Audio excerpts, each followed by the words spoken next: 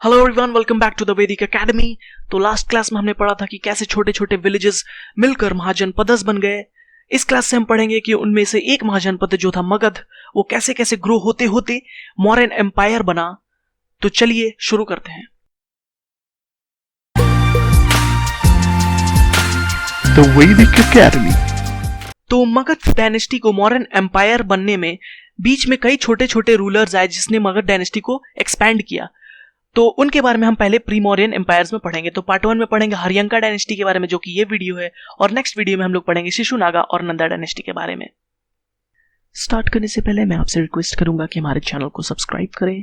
इसके लिए आपको जो वीडियो आप देख रहे हैं उसके नीचे जाना है और जो रेड कलर का सब्सक्राइब का बटन है उस पर क्लिक करना है। सब्सक्राइब करना बिल्कुल फ्री है, ये बिल्कुल फेसबुक पेज के लाइक करने जैसा होता है, इसलिए प्लीज हमें सपोर्ट करें। इसके अलावा हमारी वेबसाइट जो thevedicacademy.com है, इस पे भी जाएं।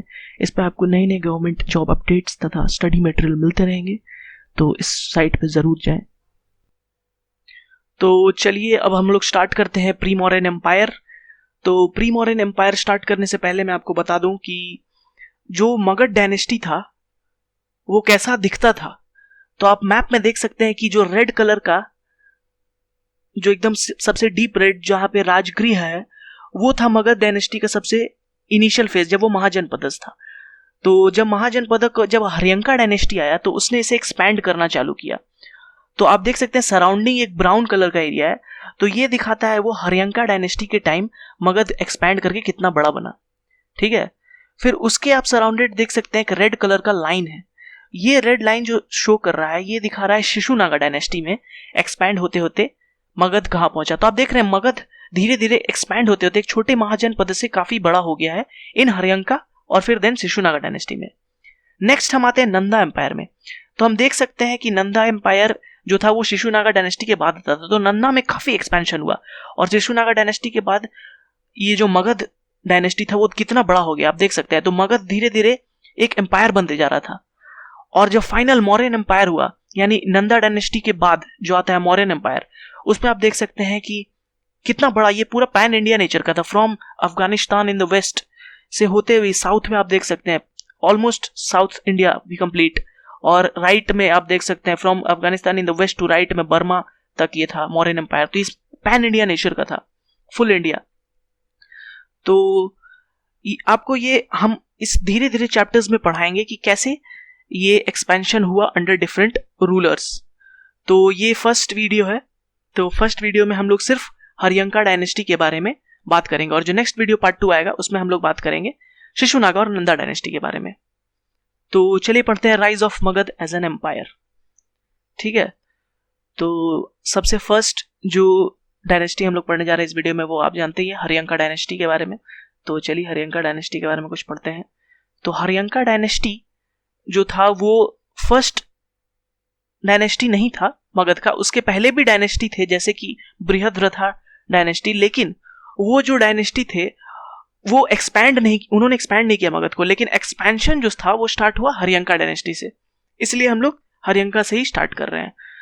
तो हरियंका डायनेस्टी के बारे में सबसे पहले पढ़ते हैं कि इसके फाउंडर कौन थे। तो हरियंका डायनेस्टी के जो फाउंडर थे वो थे बिंबिसारा। ये नाम आपको याद रखना है क्योंकि ये क्वेश्चन में पूछा जाता है कि who was the founder of Haryanka dynasty. तो उसका आंसर क्या होगा? बिंबिसारा। तो अब ये आप देख सकते हैं 544 बीसी के बाद से एग्जिस्ट करते आया है हरियंका डायनेस्टी। ठीक है, तो अब हम लोग जो वैदिक के बाद महाजनपद डेवलप हुए और उसके बाद मगध के एक्सपेंशन के बारे में पढ़ रहे हैं। ठीक है, तो बिंबिसारा के बारे में हम कुछ फैक्ट्स जान लेते हैं। तो सबसे पहले फैक्ट्स तो मैंने बताया कि वो फाउंडर थे हरियंका डायनेस्टी के। इसके अलावा वो जो कैपिटल था उस समय मगध का वो था ग्रीव राजा।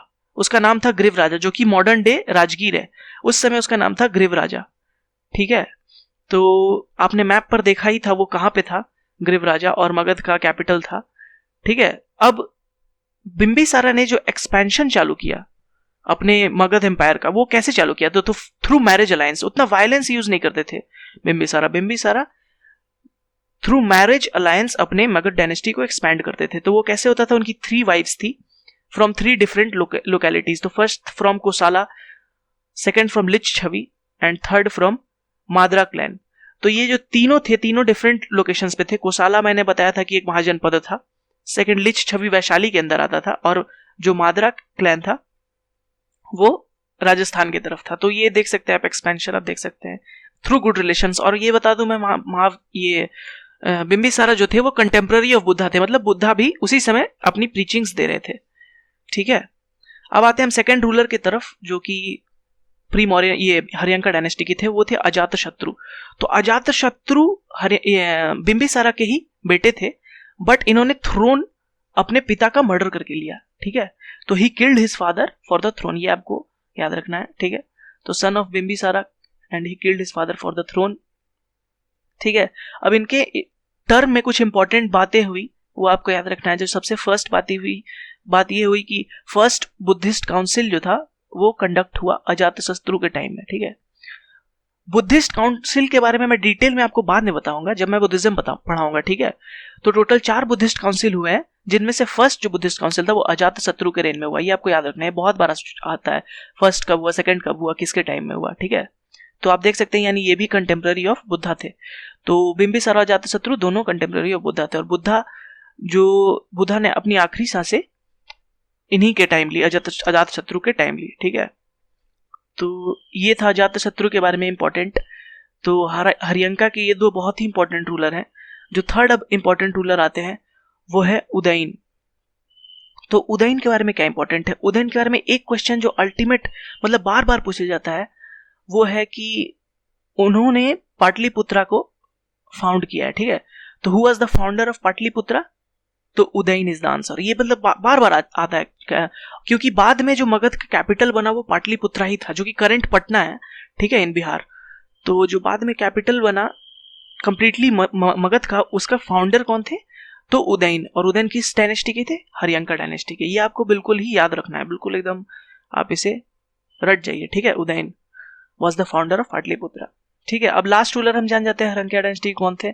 तो वो थे नागादशक, ये आपको याद रखना है। ठीक है, इसी के साथ जो हरियंका डायनेस्टी है वो कंप्लीट हो जाता है। ठीक है, आपको बस इसमें 4 रूलर याद रखने हैं। बिंबिसारा फाउंडर, अजातशत्रु उसमें फर्स्ट बुद्धिस्ट काउंसिल हुआ, उदयन ने फाउंड किया पाटलिपुत्रा को, और लास्ट रूलर कौन थे? नागादशक।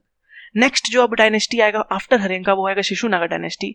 उसके बाद आएगा नंदा डायनेस्टी, और नंदा डायनेस्टी के बाद हम लोग फाइनली आ जाएंगे मौर्यन एम्पायर में।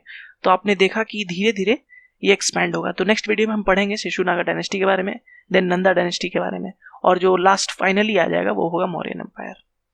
तो चलिए चैप्टर कैप्सूल एक बार पढ़ लेते हैं। हमने क्या क्या पढ़ा इस चैप्टर में? तो Magadha empire started expanding since the rule of Haryanka dynasty. उसके पहले भी मगध एग्जिस्ट करता था, but it started expanding with Haryanka dynasty. ठीक है, और फाउंडर ऑफ हरियंका डायनेस्टी कौन थे? बिंबिसारा, ये आपको याद होगा। First capital of Magadha was क्या? ग्रीवराजा, नॉट पाटलिपुत्रा, ग्रीवराजा। ठीक है, फर्स्ट कैपिटल था।